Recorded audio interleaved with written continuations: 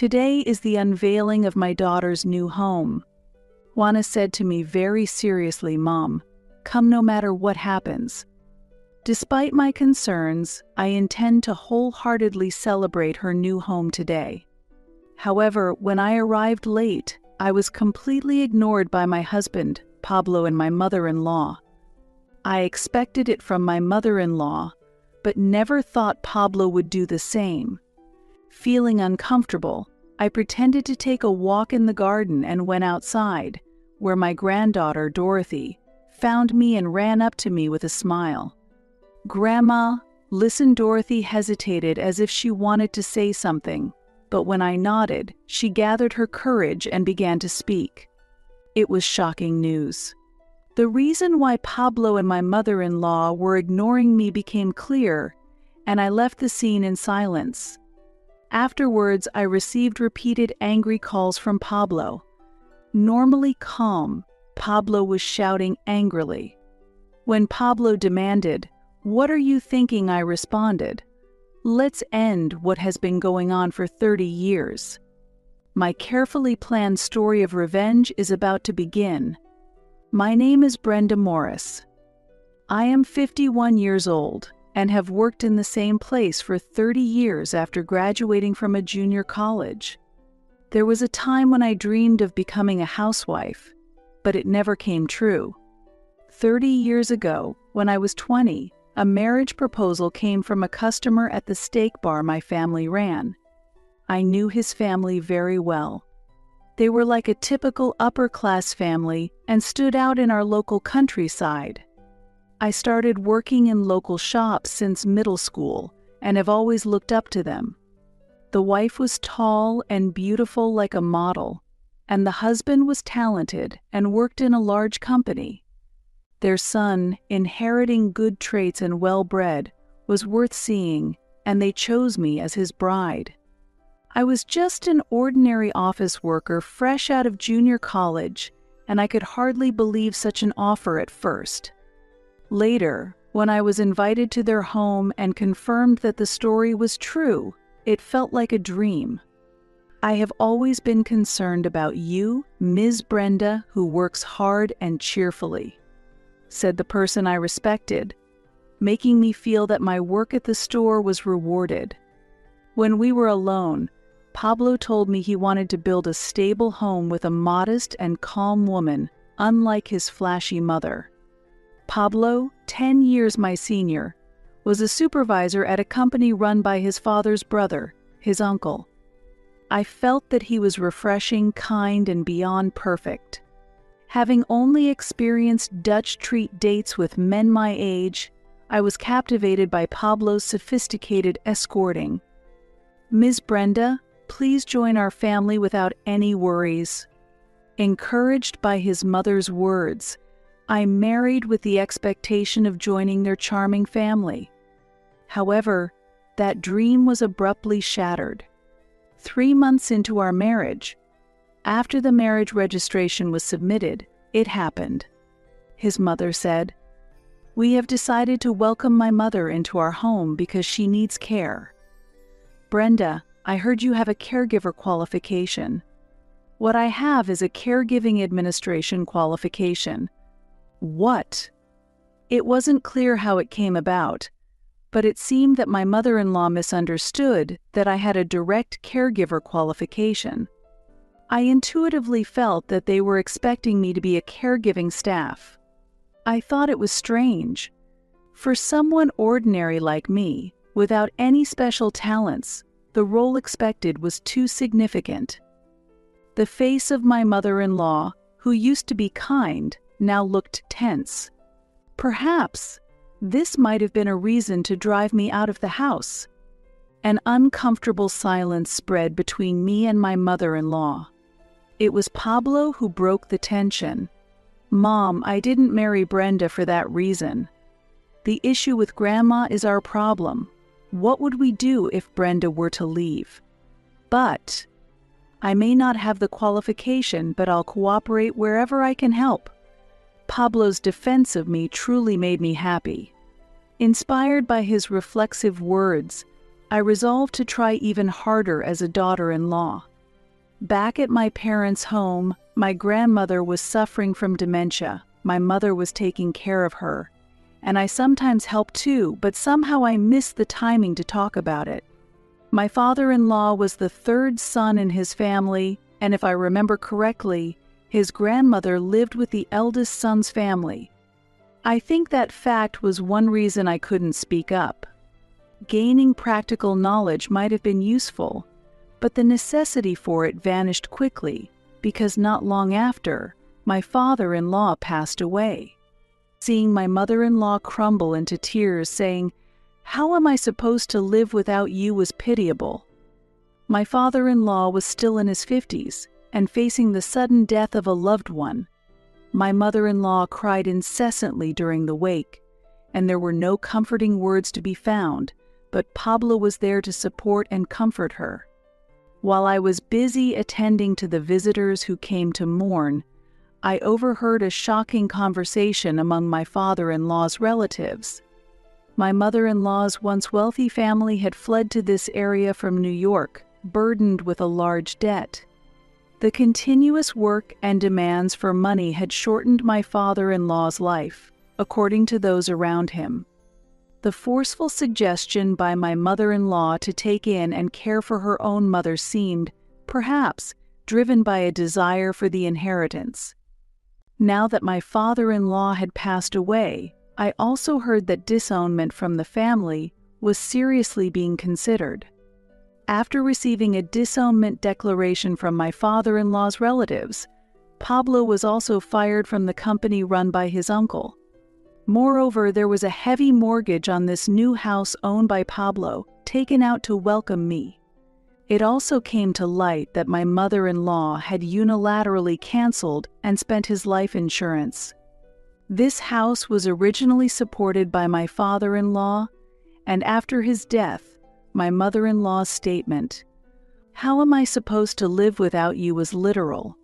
Because of my mother-in-law's spending, there were no savings left, and amid this unstable situation, she said, "From now on, please put all of your salary into the house, Brenda." She insisted on using my father-in-law's survivor's pension for retirement funds, but it's doubtful whether that was actually feasible.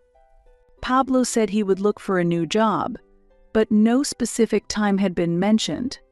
At 20 years old, I found myself bearing the pressure of supporting this home's mortgage and the family's livelihood. And amidst all this, I realized I was pregnant. I continued to work until just before giving birth and named my daughter Juana. Life was tough, but Juana had become my hope to live for, and I vowed to protect her no matter what. Pablo found a new job, but the salary was low, and even combined with my maternity benefits, we barely made ends meet. In this situation, my mother-in-law continued to live luxuriously, and despite Pablo's repeated admonishments, there was no sign of her willing to work. Despite Juana still being small, my mother-in-law enjoyed going out and was pleased when people said, "You don't look like a grandmother at all. It's hard to believe you have a granddaughter." Most of Juana's care fell on me as my mother-in-law treated her as her own, and she was rushing me to return to work. As I questioned myself, "Who am I really?" Pablo said, "This is temporary.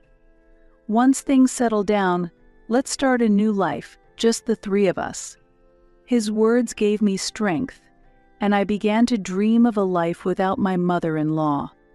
Since Pablo's company was nearby, I could rush there if anything happened, so under this condition, I left Juana with my mother-in-law and returned to work. I was committed to achieving our goals by doing overtime and jobs with allowances. Yet our savings did not grow, and there was no sign of our lives getting easier. My mother-in-law often took Juana out, bought expensive children's clothing, and said, "This is for Juana asking me to pay for it." Moreover, she secretly used the family credit card Pablo created, making the problem even more serious. I planned to pay it off before it affects Pablo's credit. In this difficult situation, Pablo lost his job. The need to frequently respond to his mother's calls, causing him to miss work, was the reason. Yet, my mother-in-law's spending habits showed no signs of improvement.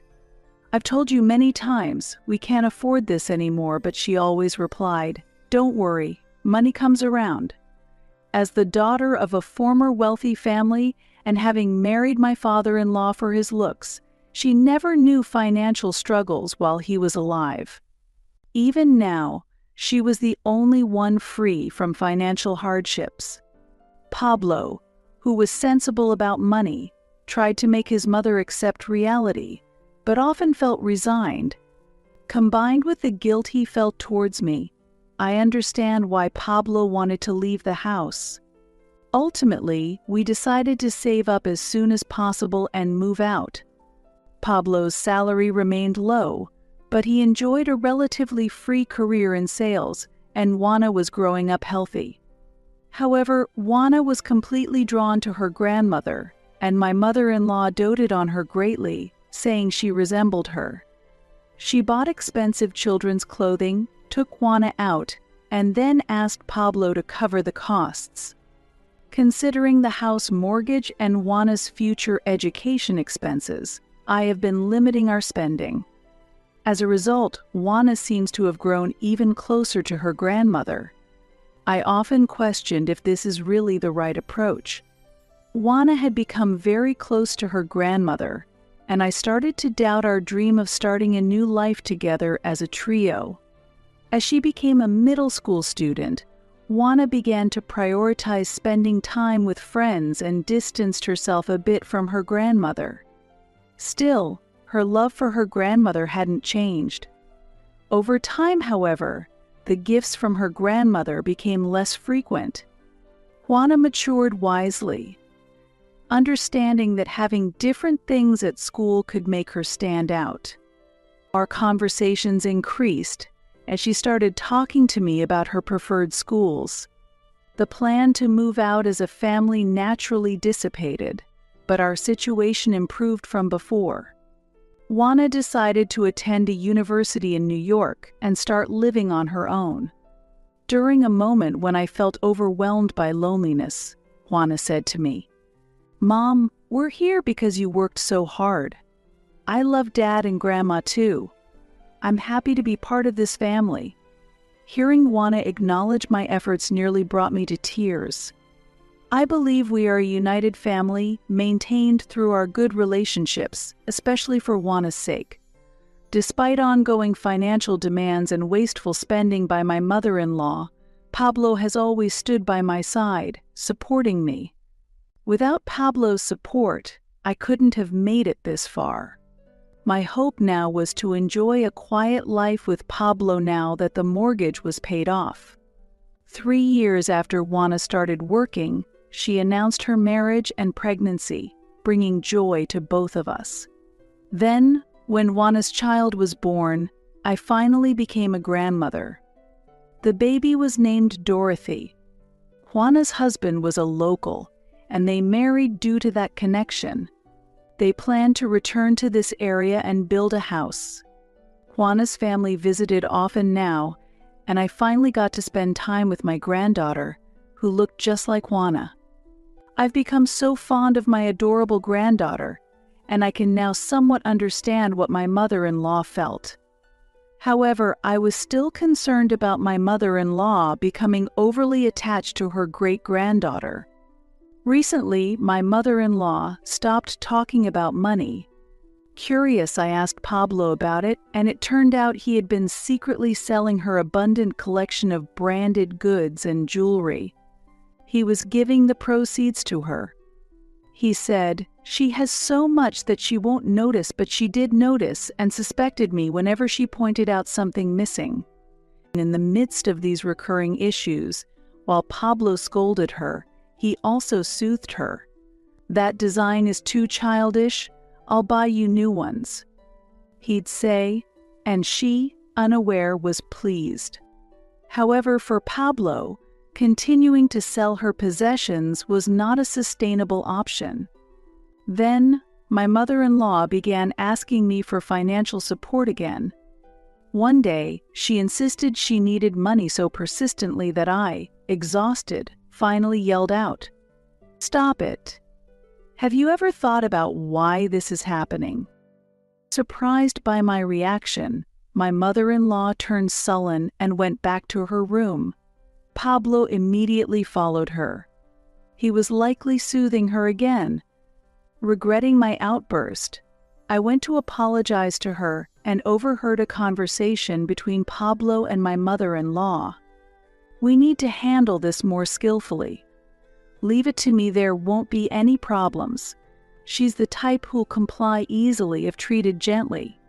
I've been controlling her like this for the past 30 years. But Brenda is refusing to pay the mortgage. The mortgage will be done soon, and then I'll transfer the property back to my name. She listens to me, so don't worry. If you want, I don't mind driving her out. After all, she's just here to provide money." Pablo's voice was full of confidence. I carefully made my way downstairs without making a sound. I felt as though I had received a heavy blow. The true adversary I had to confront was not my mother-in-law, but Pablo. The days I had spent enduring and trusting Pablo now seemed futile. I could only mock myself for being foolish. Despite the pain, I considered divorce, but I couldn't just remain silent. I decided to plan a revenge that would make Pablo deeply regret his actions. The next day, I pretended everything was normal while I began to craft a detailed plan for revenge. Then, the special day arrived when Juana's new house was completed, and we were invited to the housewarming party. Juana had said to me very seriously, "Mom, come no matter what happens." Despite my concerns, I intended to wholeheartedly celebrate her new home today. However, when I arrived late, I was completely ignored by my husband, Pablo, and my mother-in-law. I hadn't expected to be ignored by Pablo. Feeling uneasy, I pretended to take a walk in the garden and went outside, where my granddaughter, Dorothy, found me and ran up to me with a smile. I was warmed to know she remembered me, and I squatted down to her height. "Dorothy, you've grown so much. Grandma has been looking forward to seeing you." "Grandma, listen." Dorothy hesitated as if she wanted to say something, but when I nodded, she gathered her courage and began to speak. It was shocking. The reason why Pablo and my mother-in-law were ignoring me became clear, and I silently left the scene. Afterwards, I received repeated angry calls from my husband, but I ignored them and quickly headed home. While I felt bad for Juana, the celebration was probably in chaos. Finally responding to the persistent calls, the normally calm Pablo was trembling with anger. When Pablo demanded, "What are you thinking?" I recalled the fact that Dorothy had just told me. "Hey, can you give Grandpa money for the hospital?" Dorothy had referred to Pablo when she said that. I didn't understand what the hospital fees referred to. Trying to get more details from Dorothy, I asked, "Were you talking to Grandpa? Can you tell me about that conversation?" "Grandpa is very sick, and he can't get treatment because Grandma won't give the money. Mom and Dad said they can't give any more money either, so Grandma, please help," Dorothy said. Her words revealed that Pablo had been pretending to be ill, making the family believe that I was the one reluctant to provide medical funds. Juana probably chose this day, when the family was gathered, to create an opportunity to discuss the truth. I think that's why she insisted so strongly that I come. There had also been an incident where I had announced the end of my financial support before I arrived, which must have contributed to the tense atmosphere at the venue. Facing an enraged Pablo, I said, "I had no idea you were so ill." He seemed surprised. He seemed desperate to figure out how his deception had been exposed. "Aren't you ashamed to demand money by faking your own illness?" I pressed him. That was Mother wanted. He began to make excuses, but I cut him off. "No, your mother is always honest about her needs. Typically, my mother-in-law doesn't resort to complicated schemes. If she needs something, she directly asks for money. Is your mother also being deceived by you?" It's possible that my mother-in-law was also misled by Pablo's falsehoods. Perhaps her persistent demands for money had a background like this. This explanation would make sense. My mother-in-law has been traumatized by the bankruptcy of her family's business in the past and the forced move from a luxurious home. Therefore, if I say I will not pay the mortgage, she would not pursue it further. Yet, on that day, my mother-in-law was unusually persistent. What's wrong? You're not like the usual Brenda. Normally, I'm not the type to make such statements.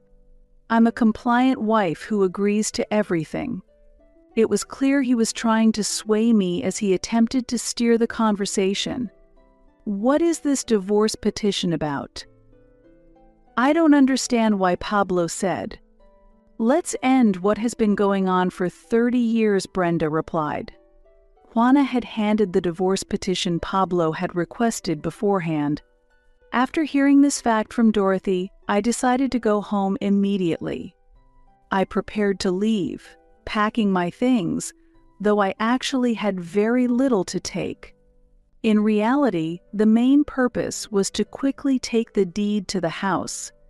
At that moment, Juana came chasing after me. "Mom, is something wrong?" "You said you were going to look at the garden and haven't come back," she asked. "I'll explain later, but please give this to Dad," I answered. "Is this a divorce petition?" she exclaimed in surprise. "I'm sorry, but I planned to wait until today's celebration was over and then give this document to your father. Don't worry, your father is healthy. His recent health checkup showed no problems," I explained. Juana seemed wise and understanding of the situation.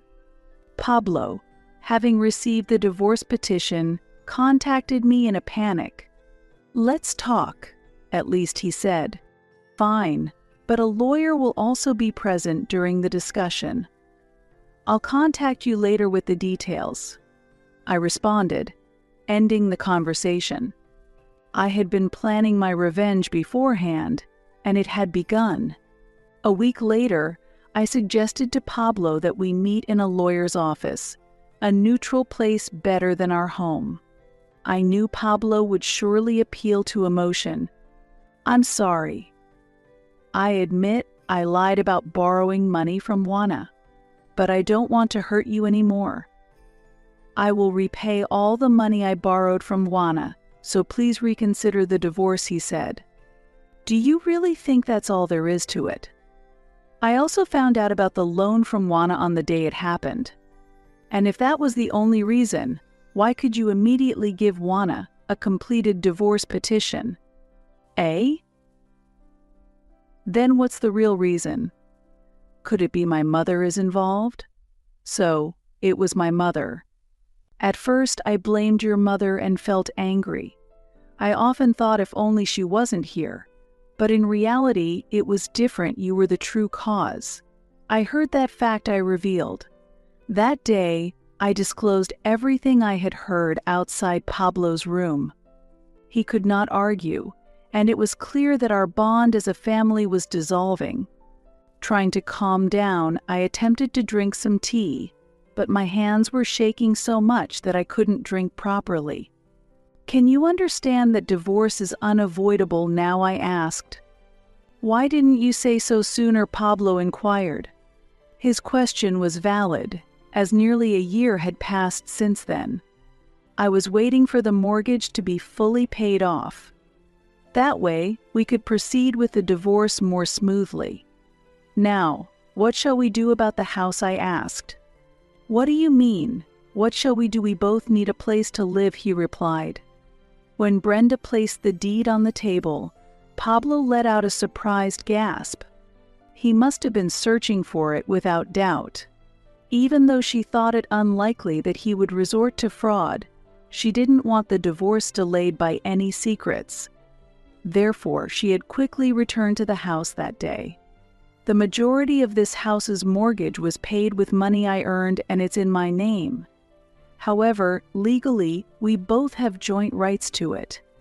So I will transfer the house to you, but in return you need to pay me half its value immediately, I stated. That's impossible, he said. It was clear he wouldn't have the funds available, especially not in cash, immediately. If that's impossible, then I'll take the house. I can give you half the money right now, though. How about that? Where is that money coming from? It's an early inheritance from my father. He wanted to ensure that I could live independently after the divorce, I explained. The lawyer detailed the rules for property division at the time of divorce to Pablo and emphasized that an early inheritance was exempt from division. As Pablo looked disheartened, I delivered another blow. And I will be demanding alimony from you. Why? I haven't even had an affair. True, I don't doubt your loyalty to your mother. But alimony isn't only for cases of infidelity. I'm seeking compensation for the significant emotional damage you've caused, I countered. What are you talking about? Pablo seemed momentarily at a loss for words. Worried that any careless remarks might increase the amount of alimony, he stopped speaking midway. However, you can't afford to pay, can you? After all, you've got no more money. Therefore, I will adjust the property division for you. If you're not satisfied, we can settle this in court.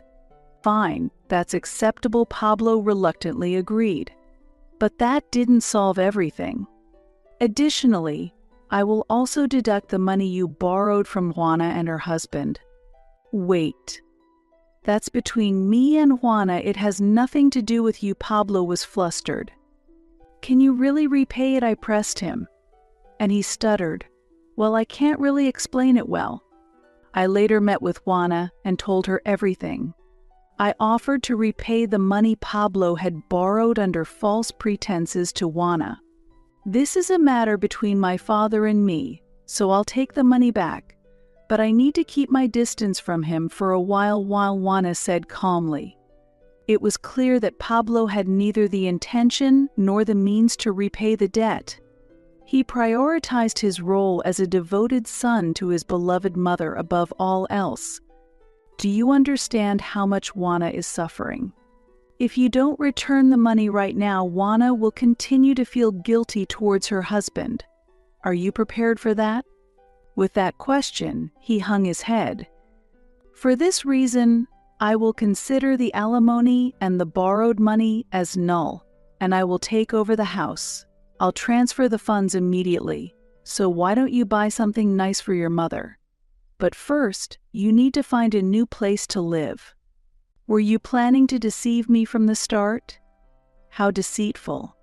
Hey, coming from you, who has been deceiving me for 30 years, now that's a statement. Pablo couldn't respond. But I don't want a divorce. I've been too dependent on you. I'll change, so please reconsider. His unwillingness to divorce stemmed from his recent retirement and unemployment.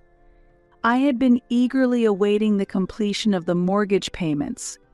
He was not competent enough to be rehired, and additionally, he had to care for his increasingly costly mother. How foolish, you should have kept it to yourself rather than telling your mother anything.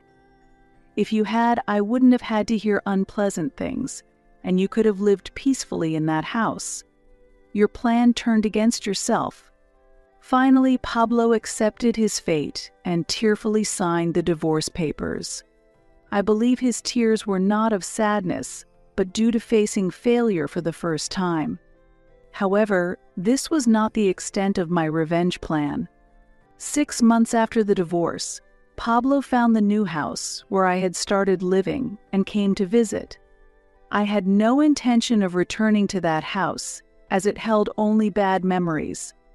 Pablo must have searched tirelessly in the countryside to find where I was. I had anticipated his visit because there was still something I needed to tell him. His hair was thinning, and his face was sweaty. The white shirt that once suited him well now clung to his body with sweat and looked unsightly. I couldn't help but laugh, wondering what I had ever found attractive about him. "What are you laughing at?" "I'm in trouble. Help me," he cried out. "By any chance, has your mother developed dementia?" I asked, and he was taken aback. What he replied: "She had shown signs of dementia intermittently over the past few years. Either she was determined to act strong in front of her son, or perhaps Pablo idealized her condition and failed to notice it. Anyways, she often behaved strangely in front of me. She would call me Mom and say, 'I'll give you this,' handing over money, jewelry, and clothes. Having seen similar symptoms in my own grandmother, I recognized it as dementia right away and understood how to handle it. "Thank you, you're a really good girl, Nicole," I said as I patted her head, and she nodded happily like a little girl. Although my mother had secretly put the things my grandmother gave away back, I decided to accept them with gratitude. Having spent so much money over the years, nothing was likely to happen. So the fuss my mother made before about not having money or things was, "That's right. You took money from my purse and payment envelopes too, didn't you?" Ever since the day I learned Pablo's true nature and vowed revenge, I had been watching him closely. It became clear that he was secretly taking money. Until then, I had thought it was Nicole, but it turned out not to be her. That was Mom. Your mother always held pride as the daughter of a wealthy family. She might ask people for things, but she would never stoop to stealing. Pablo looked as if he had swallowed bitter medicine. Although his mother is known to be very self-centered, she retains her pride as a former lady of status. If she wants something, she asks for it outright, but she does not steal or fudge numbers. She also despises debt, and when she learned that the house mortgage was actually a form of debt, she always said, "Let's pay it back soon." When she realized that using credit cards was akin to incurring debt, she stopped using them altogether. When I was newly married, I accidentally overheard a conversation that made it clear Pablo had planned to burden me with the care of his grandmother. She married me so she could take care of my grandmother. Well, the plan eventually fell through when my father died. But I can't agree to give her inheritance just because of caregiving. No, let's take what we can get. When I brought this up, Pablo's face was covered in a different kind of sweat than before. But Mom is out of control. She doesn't even recognize who I am anymore, and she resorts to verbal and physical abuse. Please help me. She being out of control isn't something new. Yes, you were planning to use me as a caregiver. Unfortunately, I only have administrative qualifications in caregiving. Pablo, tracing back through old memories, looked embarrassed.